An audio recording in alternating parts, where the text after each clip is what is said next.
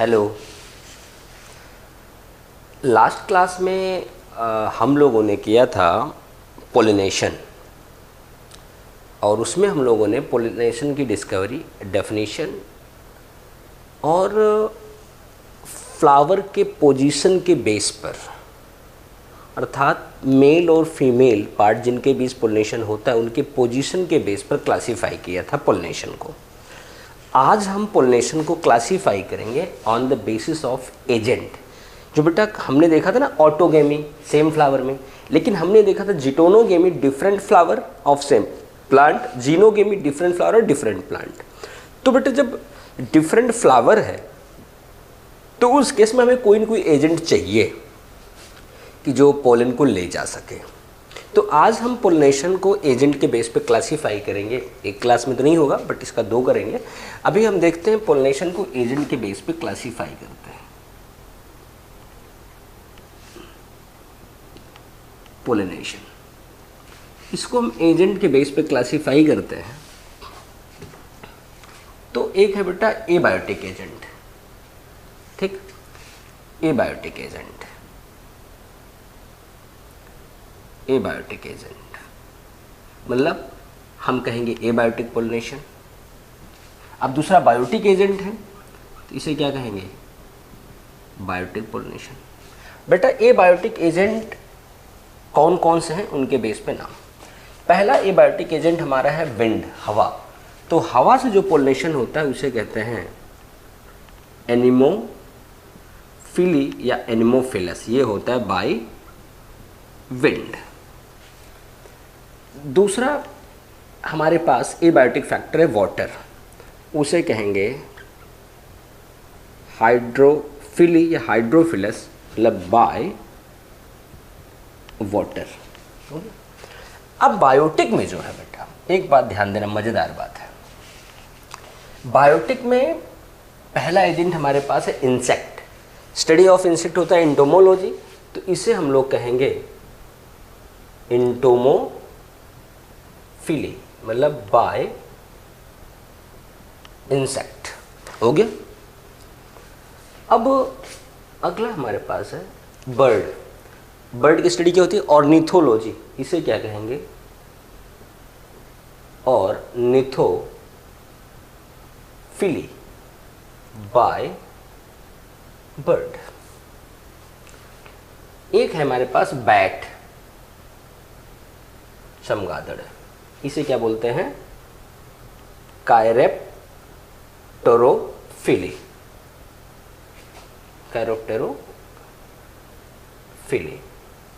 कैरेप्टेरोफिली by bat. Mollusca, fresh water molluscs, malacophily by fresh water mollusc, mollusca. इस तरह सांप से होगा तो ऑफियोफिली, चींटी से होगा तो मैमरकोफिली। लेकिन बेटा एक बात ध्यान देना, इंसेक्ट, बर्ड, बैट और मोलस्का ये सारे के सारे एनिमल हैं कि नहीं, आप बताना, एनिमल हैं कि नहीं। एनिमल तो है। इंसेक्ट के साथ फिली लगा दिया, इसके साथ फिली, इसके साथ फिली, इसके साथ फिली। इंसेक्ट की स्टडी इंटोमो तो इंटोमोफिली, बर्ड की ऑर्निथो, ऑर्निथो, चमगादड़ की कैरेप्टेरो तो कैरेप्टो, मैलेकोलॉजी स्टडी ऑफ मोलस्का तो मैलेकोफिल। तो सारे एनिमल, एनिमल की स्टडी क्या होती है, जूलॉजी। तो बेटा हम इसे कह सकते हैं जूफिली। क्या बोल सकते हैं, जूफिली। बिल्कुल सही आप सुन रहे हो, यह भी सवाल है हमारा, इसे क्या कह सकते हैं, जूफिली, ठीक, जूफिली। अब मैं ऐसा इसलिए बताया क्योंकि ऑप्शन में बन जाता है सवाल, एक इनमें से कोई एक एजेंट दे देगा और पर्टिकुलर ऑप्शन नहीं देगा। एजेंट तो ये दे दिया, ऑप्शन नहीं दिया, और ऑप्शन दे दिया जूफिली। अब बच्चे खोज रहे हैं, अच्छा बैट आ गया, अच्छा कैरेक्टर तो दिया ही नहीं है, तो आप जूफिली लगाओ ना। या फिर कई दे दिया क्वेश्चन में, बर्ड भी दे दिया, इंसेक्ट दे दिया, ब्लास्टोफेगा भी दे दिया, कह रहे बताओ किस टाइप के, आप कंफ्यूज हो जाते हो, इसमें इंसेक्ट भी है, बर्ड भी है, हम क्या लगाएं। अरे कुछ न लगाओ भाई, सारे एनिमल हैं, जूफिली खोजो आप, जूफिली, और क्या हो गया, सारा मिलाकर हम क्या कहेंगे, जूफिली। चलो बेटा अब सबसे पहले हम पढ़ेंगे एनिमोफिली। सबसे पहला पढ़ेंगे एनिमोफिली।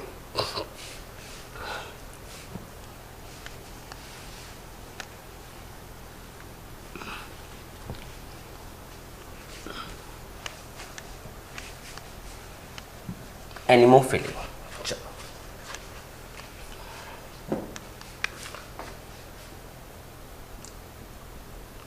एनिमोफिली,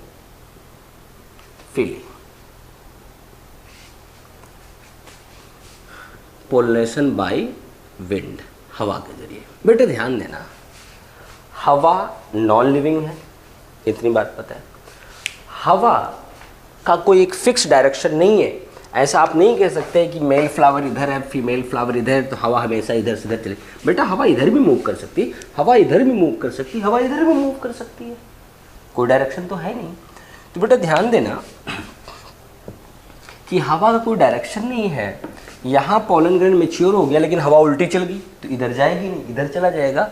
मतलब एनिमोफिली जो है हमारी एक वेस्टफुल प्रोसेस है, वेस्टफुल प्रोसेस होती है, ठीक, कि जिसमें ज़्यादा से ज़्यादा पोलन ग्रेन हमारा डैमेज हो जाता है, नुकसान हो जाता है, वेस्टफुल प्रोसेस है। इस बात को ध्यान देना। वैसे ये सवाल में फोकस नहीं किया था बट मैं आपको बता दिया कि वेस्टफुल प्रोसेस है। अगली चीज़, अगर विंड द्वारा पोलिनेशन हो रहा है तो पोलन ग्रेन, जो विंड पोलिनेटेड पोलन ग्रेन है, उसमें क्या क्या कैरेक्टर होने चाहिए और एनिमोफिलस फ्लावर जो है उसमें क्या क्या कैरेक्टर होने चाहिए, तब जाकर के हमारा टॉपिक पूरा होगा। बेटा ध्यान देना, फ्लावर हवा द्वारा हो रहा है। हवा को तो ऐसा है नहीं कि इस बाग में फूल बड़े सुंदर हैं तो हवा उधर चलेगी, इस बाग में फ्लावर कम सुंदर है इधर हवा नहीं जाएगी, ऐसा कुछ नहीं होता। मतलब फ्लावर के कलर्ड होने की कोई गारंटी नहीं है। ये कैसे होंगे? कलरलेस। कैसे होंगे? कलरलेस होंगे, कलरलेस होंगे। समझ गया? और उसके बाद फ्लावर को, हवा को स्मेल से नहीं लेना है। ये कैसा होगा? स्मेललेस। कैसे होंगे?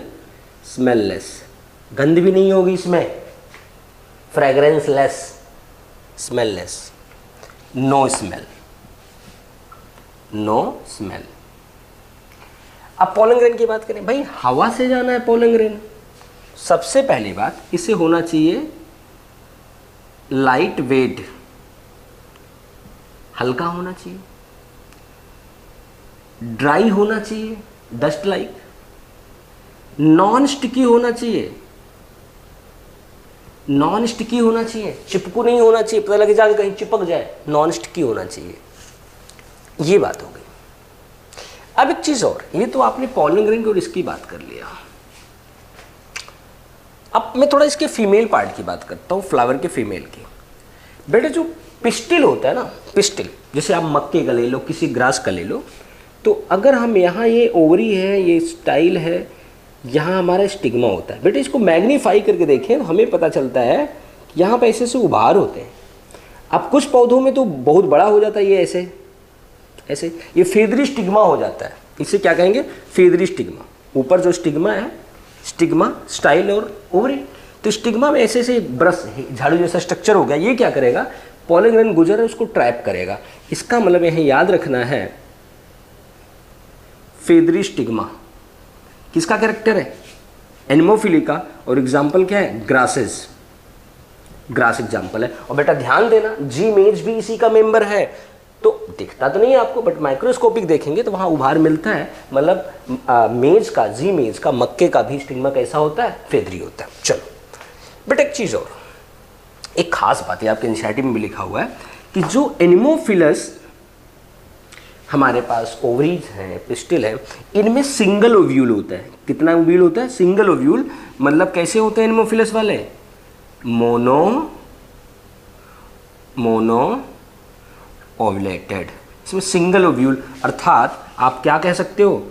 सिंगल सीड वाले फ्रूट बनेंगे, सिंगल सीड वाले फ्रूट बनेंगे, ये भी आप कह सकते हो।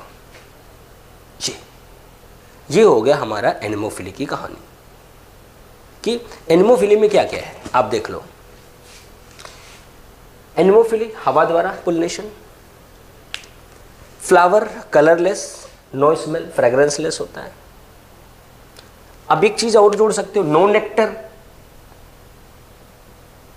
नेक्टरलेस, नेक्टर भी नहीं बनता। किसके लिए बनेगा नेक्टर? पोलन लाइट होना चाहिए, ड्राई होना चाहिए, नॉन स्टिकी होना चाहिए। फीमेल पार्ट में स्टिग्मा फेदरी होना चाहिए और इन जनरल यूनी ओव्यूलेटेड मोनोव्यूलेटेड होता है। एक बात मुझे और ध्यान आ रही, जो सवाल अक्सर पूछा जाता है और मैं अक्सर इसे स्टार पॉइंट करके आपको लिखाता हूँ, बट ये बेटा एंजियोस्पर्म का नहीं है, ये जिम्नोस्पर्म का है। अगर आप +1 में जिम्नोस्पर्म पढ़े तो है ही है। जिम्नोस्पर्म में आपने देखा था क्या मिलता है, एनिमोफिली। एनिमोफिली पाई जाती है, हवा द्वारा पोलिनेशन होता है साइकस में, पाइनस में। ठीक बेटा एक बात बता दें, जिम्नोस्पर्म में जो पाइनस प्लांट है ना, पाइनस का कॉमन नेम पता है, CHIR, चीड़। ये आपको याद है, पाइनस जियार्डियाना सोर्स ऑफ चिलगोजा, Pinus roxburghii source of turpentine oil.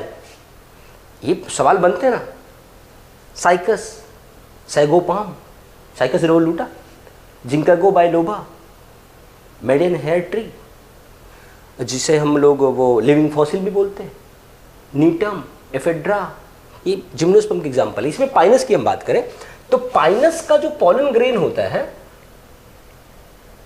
Pollen grain कैसा होता है, विंग्ड पॉलन ग्रेन होता है।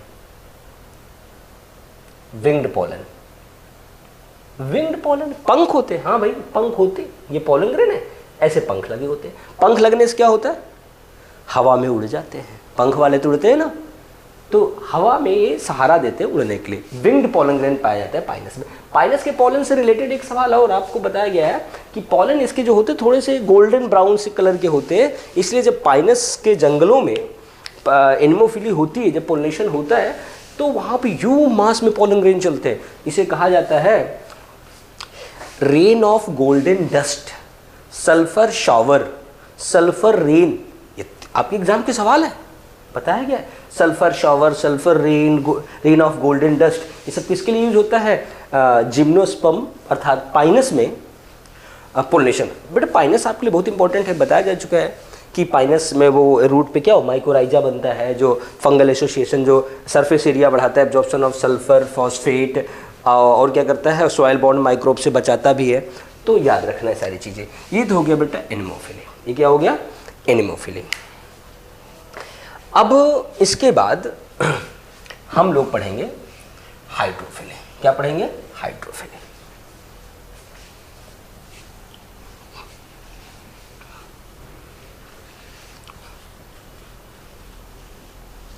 हाइड्रोफिली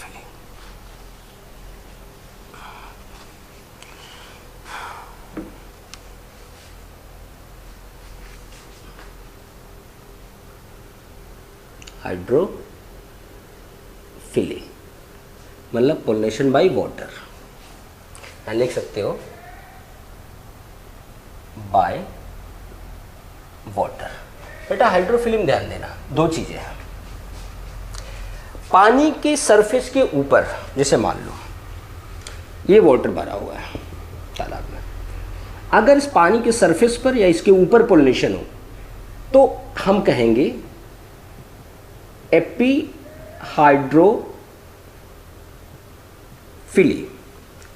अगर यहीं पर पानी के अंदर ही पॉलन ग्रेन गिरता है और यहीं पे कहीं कोई फीमेल रिसीव कर लेता है पानी के भीतर, अर्थात इस पानी के अंदर ही पोलिनेशन होता है, इसे हम कहते हैं हाइपो हाइड्रोफिली। बेटा ध्यान देना, अगर पानी के सरफेस के ऊपर पोलिनेशन होता है तो हम क्या कहते हैं, एपी हाइड्रोफिली। अगर पानी के भीतर, वाटर अमाउंट के भीतर पोलिनेशन होता है तो क्या कहते हैं, हाइपो हाइड्रोफिली। बेटा एपी हाइड्रोफिली का एग्जाम्पल हमारे पास जो है, चलो उसके पहले एक कॉमन बात बता दें। जो हमारे पास हाइड्रोफिली है ना, हाइड्रोफिली में एक बात ध्यान देना है आप कि इसका जो पॉलन ग्रेन होगा कभी गीला नहीं होगा। और यहाँ पर ये सवाल बड़ा फेमस बनता है, इसलिए अलग से मैं बता दे रहा हूँ। यहाँ पर पाया जाता है, आपके एनसीईआरटी में भी बात शायद मेंशन है, mucilaginous layer is present on surface of pollen grain prevent from water या वेटिंग फ्रॉम बाय वाटर। यहाँ लिख सकते हो mucilaginous layer on pollen and prevent from water, पानी से भीगने से बचाता है। ठीक, चलो ये याद रखने वाला पॉइंट है। चलो एपीहाइड्रोफिली की बात करते हैं। इसका एग्जाम्पल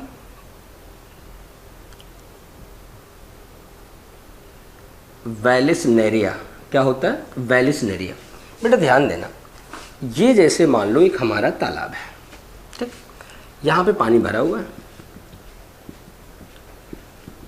हो गया बेटा। एक बात ध्यान देना, यहाँ पर मैंने बनाया एक चलो फीमेल फ्लावर बनाता हूँ, फीमेल प्लांट।